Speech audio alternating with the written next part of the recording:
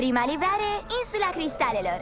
Ador insula cristalelor de Vasalia. Toate luminile se reflectă în cristale și am ajutat timp pentru concertul cristalelor al lui Azurin.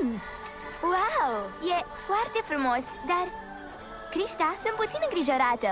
Se face târziu, iar familiile ne așteaptă. Nu-ți face griji, distrează-te, pentru asta e Vasalia.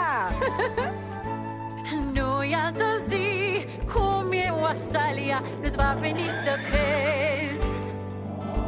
Ca să vezi ce noi știm, vino la Azurin. Ce cristale ai să vezi?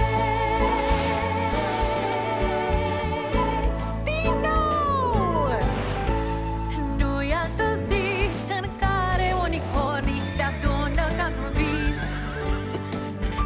Ei lucrează de zor și distrându-se în cor creează un mic paradis. Oferim cu mult har, artă magică în dar.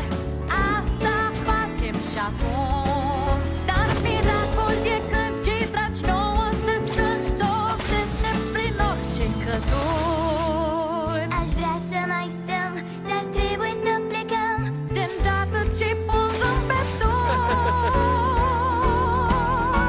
doar azi vei putea să vezi sirene, fiind foarte rar la țări. Uitați cum înotăm și din aripi arătăm. O stare să ne bucurăm. Oasalea-i să ne bucurăm. Crista? Știu, trebuie să plecăm. Vreau doar să spun, nimic nu-i mai bun, căci pe orice vreme cu toții pe